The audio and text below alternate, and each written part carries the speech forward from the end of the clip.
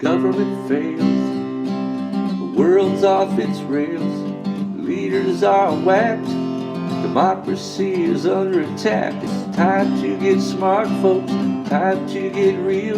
Let's cut through the crap, tell us how you feel. Let's cue the talent, let's meet the host.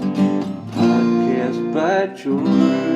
Hello, hi, how are you? Welcome on back into Podcast by George. Laura Bellin is back. BH is back on the PBG. And man, I laugh because she's got another blockbuster. I mean, this story that just came out today, not only is it big local news, not only is it big state news, I'm looking at this thinking this should be big national news. It's really shocking.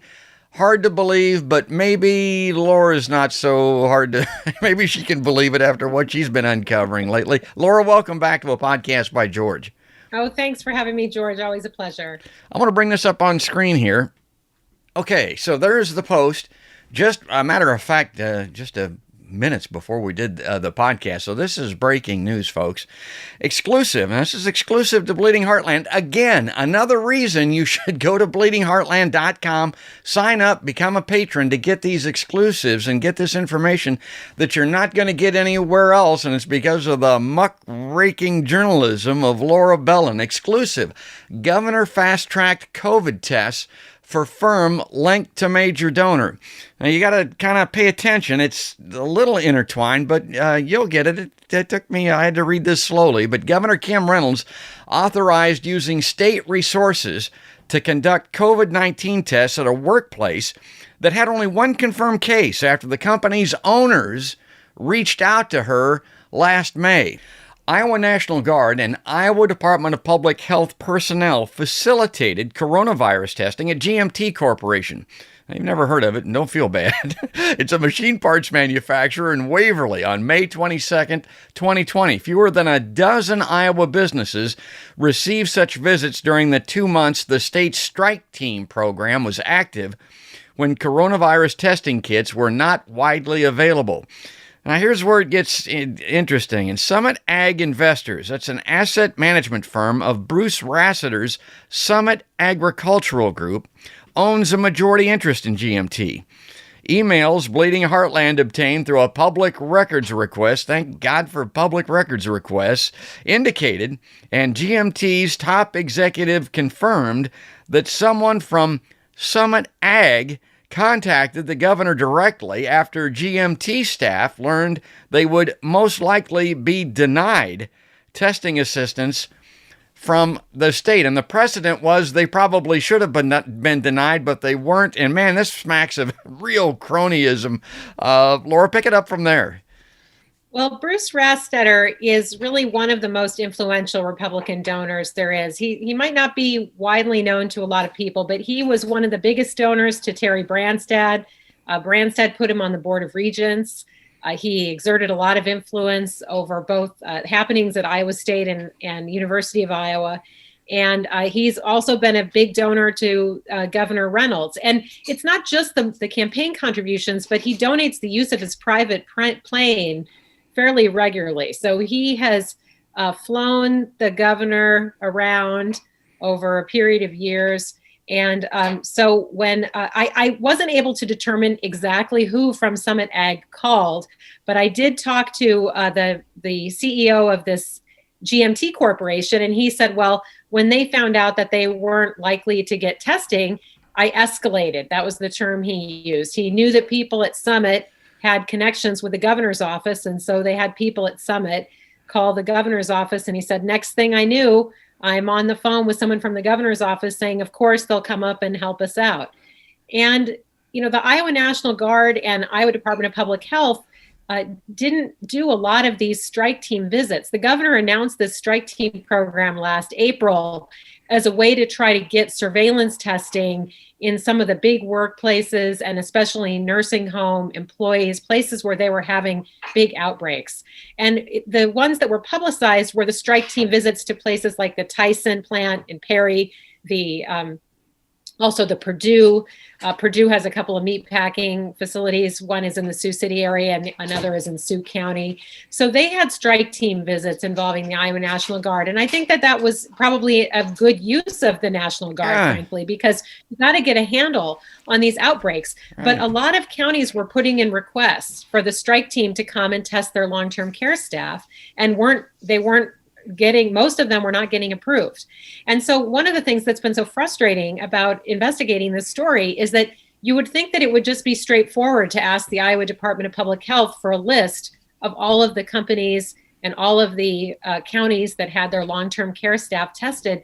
But this strike team thing, it was very difficult for me to even get any kind of a list. And then the list that they eventually provided had most of the companies' names redacted. So it had a few dates, but we're not talking about a large number of strike team visits. It was fewer than 20 total, 6 to counties to test long-term care staff, and 9, as far as I can tell, the record was a little bit contradictory, but it looks like 9 strike teams that visited corporate workplaces, and one of those was this GMT in Waverly. That's that chart that...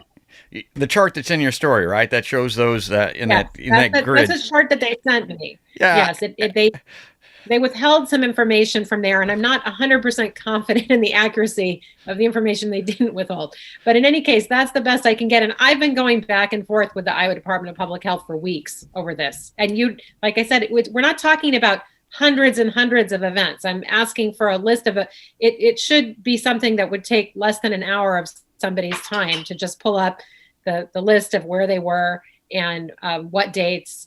And they claim that the state code allows them to withhold the name of companies where there's some kind of infectious disease reporting, which may be. I mean, in some of these cases, there was a newspaper report up in the Waverly area last May when this happened. So they weren't hiding. It wasn't a secret that they had the testing there. But when I requested the records, and that took months to get the records from up there.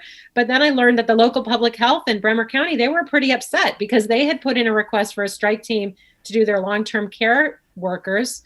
And all of a sudden they find out that this corporation in their town that has only one case got approved right away. It went right over their heads. My question ultimately, yes, what's the criteria for assigning these strike teams, the Iowa National Guard and state employees? There were other workplaces that had a lot of cases. TMI Composites, that's the wind turbine manufacturer in Newton. They had a lot of cases, and the state sent them a lot of tests.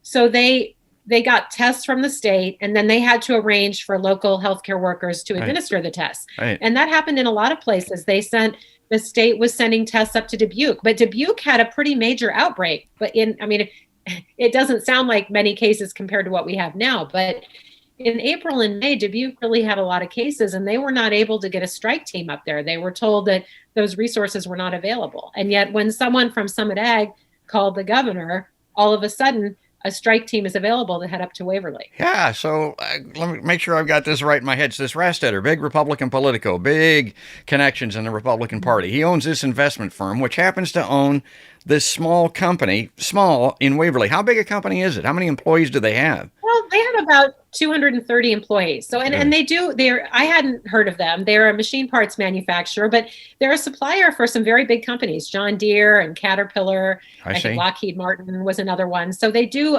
very specialized parts for complex equipment.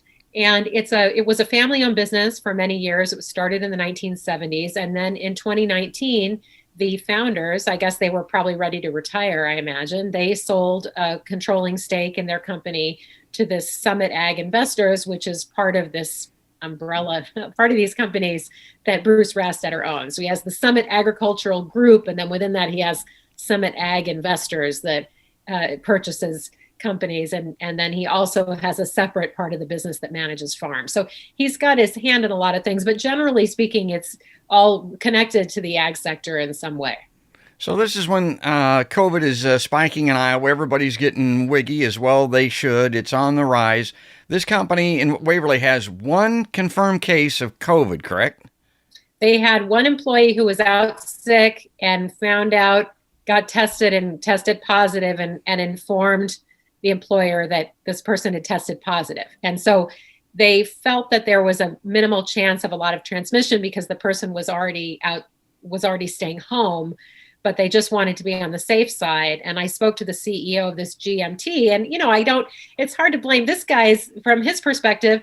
We have workers from all up and down the Cedar Valley, and he didn't want to have an outbreak. He had seen what was going on in some of the other workplaces, and he didn't want that to happen. So they reached out to local public health. Local public health said, well, you're probably going to be denied because you have only one case. And so he said, well, I'm going to call someone I'm going to get someone with connections with the governor's office. So, I guess it's hard to, from his perspective, he felt like he was looking out for his workforce, and he just had nothing but great things to say about the National Guard and how professional they were. And he said he's worked all over the country, and he's talked to people in other states. And he said that, let me tell you, they don't have anything like the kind of testing we have here in Iowa. And I'm thinking, actually, most people in Iowa don't have the testing that you have in Iowa. I mean, it's not as if the average company could get the National Guard in there. And again, I think this is a legitimate use of the National Guard to go out and do this testing in the large manufacturing workplaces. So, but what I want to know is who was requesting it and who was approved for it, because we've had about half the deaths have been nursing homes, and it was really critical. I mean, it remains critical to have surveillance testing and to have as much security as you possibly can to keep the infection under control in these nursing homes. And so when I hear that counties were requesting strike teams to get their nursing home workers tested, and then instead it gets sent to a manufacturer that only has one case, that is just pretty hard to justify. But again, I've requested a lot of other documents from the Iowa Department of Public Health, including any policy statements that describe what are the grounds for approving a strike team or things like that. And I haven't been able to get, in fact, they haven't even sent me an estimate for some of the things I requested, but they did send me this one page because I kept saying, come on, why can't you at least tell me where the strike teams visited? So they sent me this one page that was incomplete, and some of the entries didn't have dates on them. Others didn't have names on them. Funny how that works. That some readers can help me fill in some gaps, because I was able to reconstruct using media reports what a few of the companies were, but other ones I just couldn't find any reference to when this test happened. But somewhere in Iowa there have got to be people who know, oh yeah, they were in our town on May 29th or whatever it was. So I'm hoping that people will help me fill that in. Well, a couple of things strike me. Number one, I've always told everybody that my autobiography is going to be titled Funny How That Works, because when it comes to these open requests, these public records, it's always difficult to get them. They're incomplete. The stuff that you get is junk. I mean, is that by accident or is that by design? These larger companies like that blade manufacturer that you mentioned, they get kits. The friend of the governor gets the National Guard and the full Monty up there in Waverly, Iowa. And then it isn't just you, because you've been looking at the governor. The county officials up there, as you mentioned, also were shocked and immediately responded like, what the hell? Why didn't you tell us? Why didn't we have a role in this? This is what we're supposed to do, right? Well, and the funny thing is that the Bremer County, they did actually get a strike team up there the week after that. That was the last. There were only 6 counties that got strike teams to test their long-term care workers, and the last of the 6 was in Bremer County, and it was the following week after this GMT testing. And it makes me wonder whether the squeaky wheel got the grease a little bit up there, that the public health administrator in the county maybe raised a little hell with people at the state, and then maybe they thought, okay, we got to send a team up there, because they did eventually get their long-term care workers tested. But as for the public records request, I can say that some agencies are much more forthcoming than others. I mean, the governor's office is just ridiculous. They haven't sent me any public records since before the pandemic. I literally have a records request outstanding from last April that isn't even that big a volume that I was asking for, and they haven't sent it to me. I have requests from July and September that they haven't sent. So they're just not even pretending to comply. But I would say that some of the state agencies, they have their public information officers, they make a sincere effort to provide the records. The Iowa Department of Public Health is very difficult, and not just with me, but Clark Kaufman of the Iowa Capitol Dispatch went around and around with him last year. They were trying to charge him $8,000 or $10,000, just absurd amounts for correspondence. It's clearly in the public interest. It's clearly a public record. And in fact, the fired communications director, Polly Carver Kim, she filed a lawsuit last fall for wrongful termination. But one of the things that came up in the lawsuit was that she alleged that the department was not responding. They weren't fulfilling the open records requests like they should be. But I will say that some of the state agencies have been a little more forthcoming. I'm worried because the Department of Management, which is like the budget director's department, that the person who's been there for the last 10 years is retiring, and the governor is about to appoint a new person, and I don't know who it is. And there's also a new person in charge of the Department of Homeland Security, and they have been, when I requested records in the fall, they provided the records, and as far as I could tell, they didn't make any unnecessary redactions to the records. But now I'm worried there's a new director coming in. So someone coming straight from Reynolds' office, the Governor Reynolds' office, she put him in charge of Homeland Security. So that makes me a little bit concerned about the next round of records requests, but we'll see. I always have a lot of things going. So that's often they send the records to me late on a Friday afternoon. that's always the classic move of the state agency. But, again, I'm going to put the link, put the information in the podcast so that people can check out this posting. I'll tell you the other thing, Laura, that it reminded me of All the King's Men, Robert Penn Warren, the book, Louisiana Governor Huey Long, the Kingfish, they used to call him. I mean, this guy kind of set the standard for misuse of public resources for his own benefit. It was that great book, I don't know, going back to the 30s or 40s, of course, the title of which was used for All the President's Men. That's where they got that from. And, you know, it's the other thing that jumped out at me, and maybe it's just me, is this National Guard angle. Because, you know, the National Guard, when it comes to our foreign wars over there in the desert, the Iowa National Guard and other Guard units from around the country, they're the tip of the spear when it comes to wartime and the federal government. Then we have these people crawling through the windows of the U.S. Capitol out there, and Capitol Police are overrun, and they can't get the National Guard mobilized to get in there and help those people. Here in the state of Iowa, the governor, like you say, that's probably a legitimate use to have them do this testing and in large businesses and that type of thing, but it's like her personal, force or emissary going up there for a friend in Waverly, Iowa. And at the same time, I remember the derecho response here in Iowa. Everybody in eastern Iowa particularly was screaming for help from the National Guard. And as I recall, the governor was kind of slow in mobilizing the National Guard here in Iowa. So not only is this particular case very interesting, but to me, the larger issue, or one of the larger issues, might be just how the National Guard is deployed, when and by whom and for what. Well, last summer, soon after I heard about this story, I contacted the Iowa National Guard because I thought that would be the easiest thing, would be to get the list from them of all of the places they went for strike teams. And right away, they referred me to the Iowa Department of Public Health. So that didn't work out too well for me. But I mean, my impression, I'm trying to get the documents, if there are any written documents that show what was the policy on where these things were sent. But my impression is that the Iowa National Guard was definitely, they weren't the decision makers on what was happening. I mean, they were mobilized. A lot of the National Guard personnel were used to staff those test Iowa sites. Again, I think, a very legitimate use of the Guard. We needed people out there administering tests, and I think that they were also helping with the contact tracing. That was important.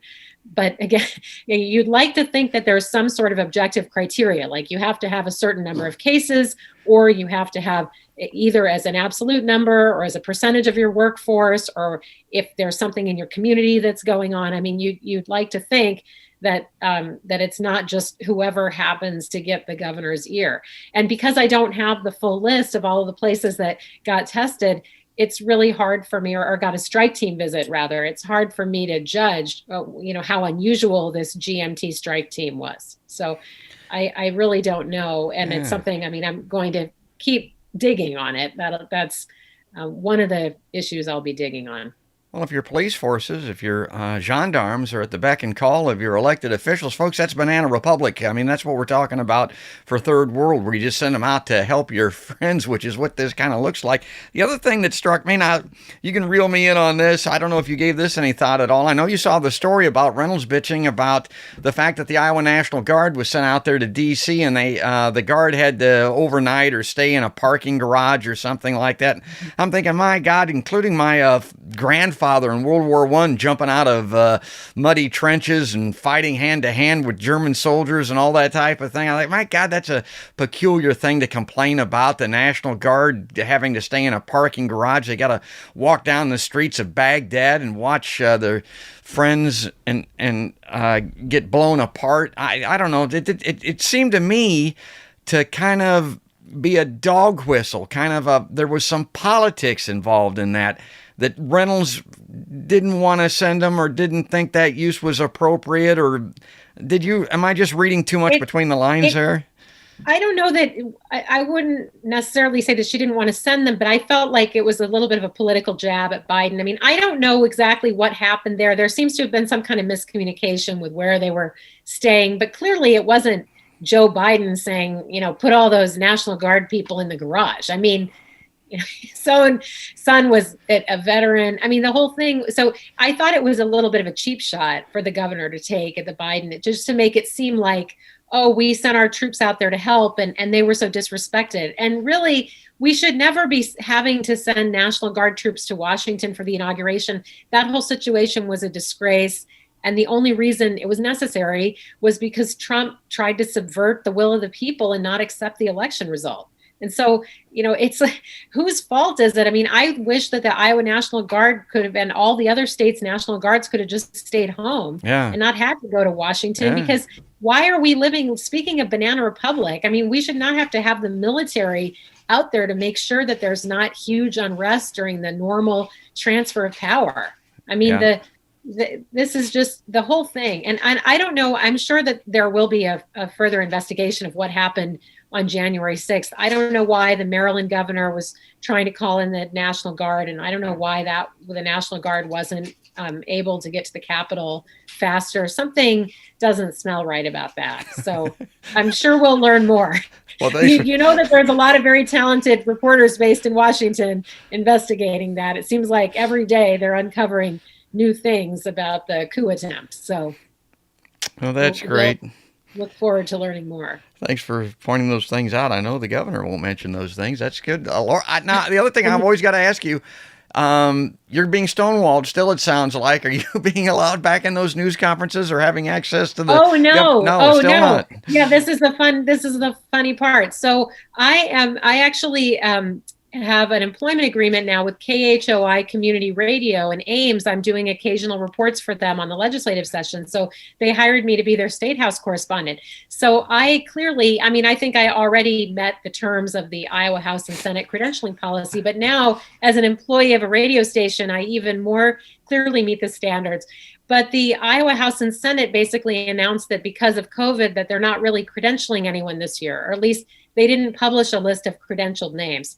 But I learned this week that they've been holding virtual press conferences on Thursdays and sending the link to other reporters, but not sending it to me. So I'm still getting stonewalled up there, and we'll stay tuned on that front. So we'll see. But I mean, there's absolutely no reason. It should never have been an issue before, but especially now. KHOI, they have lots of other radio station reporters are able to access these press conferences, but for now, I'm still blocked. So we'll see. I'm following the legislature from a distance. Let's hope that you get the link. If you get the link, then with these being done virtually like that, can you post questions? Will you be able to, or can you just listen? Well, I guess it depends how they're running the Zoom call. I mean, in some of those calls, you can put things in the chat, and I just don't know since I haven't been involved. And some of the news conferences, they let anybody type questions in the chat. Sometimes they have like one moderator who takes all the questions. So I think technically, they might not be required to let me ask a question, but they are required to make whatever media access they provide, they have to provide uniformly to all what they call similarly situated people. So that's what in the Constitution, right? If under the First Amendment, if the government has any restrictions on the press, it has to be applied uniformly to similarly situated people. So that means that they can't send the link to a bunch of other radio reporters, but not send it to me. But they might not take every question. They might just decide not to call on people. That's what I was going to say. Required to call on everybody in the room. If it's dependent upon them calling on you, Laura. It would be helpful to me just to even be able to see the back and forth and the Q&A with the other reporters. Right now, I have no way to access that. So, but I'll keep fighting. Well, appreciate you coming on and letting us have access to this bombshell. Again, it's exclusive. It's new. Folks, go to bleedingheartland.com. You see the website address there. Sign up, go to Patreon, and you become a supporter for like $5 a month and help Laura get access to these public records. Because do you have to pay for some of this, a little bit of it, or how's that work? Some of it. This particular request, I didn't have to pay for. It wasn't very voluminous. And I will say that a lot of state agencies don't overcharge. I mean, I've gotten a number of records in the past year that agencies didn't charge me anything for, but then sometimes they'll say they want to charge me hundreds of dollars for a request. And then I have to really think about whether there's any way I can narrow it. You don't want to narrow it too much, and then you might miss some of the important documents. But sometimes, like I said, with the Department of Public Health and with Clark Kaufman, I mean, it was just ridiculous. They were saying it would cost him $10,000 to get the records. Well, no one's going to be able to pay that. So in this case, this particular piece, I didn't have to pay. I mean, the biggest problem for me now is just, like I said, the governor's office just won't provide any records. I mean, I would even pay a little bit for some of the records that I've requested, but they're just, and it's not just me, they're not fulfilling anyone's records request. As far as I can tell, I haven't talked to anyone who has received open records from the governor's office since last March or April. Wow. So it's just a violation of the law. But again, you really have no recourse other than suing her. There's something called the Iowa Public Information Board, which is supposed to enforce the open records law, but they don't have jurisdiction over the governor's office. They have jurisdiction over most of state government, but not the governor's office. That was something they had to put in the law to get Branstad to sign it. So you can't really, unless you want to pony up for a lawyer and go sue Reynolds for the records, you're just not going to get them. And sometimes they're available from other sources, but it's very frustrating knowing that they're just sitting on these records. And I'm sure that other reporters share my frustration, because there's probably a lot of newsworthy stuff in there that I haven't thought to ask for either. Laura, again, I just want to give you a last word, as always. Anything you want to say quickly here as we wrap up to promote Bleeding Heartland, or maybe the other shoe that's going to drop on this story, or what else you're working on? Well, no, I mean, I'm just always looking for story ideas, and anytime readers can flag something that's interesting that they see happening, see in their local newspaper, or see, like on Friday, I published something that was based on what Senators Grassley and Ernst are, the letters that they're sending people who write to their office about the election. So, I mean, I'm just always interested. It's very helpful to me to have a lot of people's ears to the ground. So, but I have a lot of things going, like I said. So some of it related to the legislature, some of it related to COVID, and we'll just see what comes through. But we'll circle back with Laura here very shortly. BleedingHeartland.com, folks. Go there, check it out, become a patron.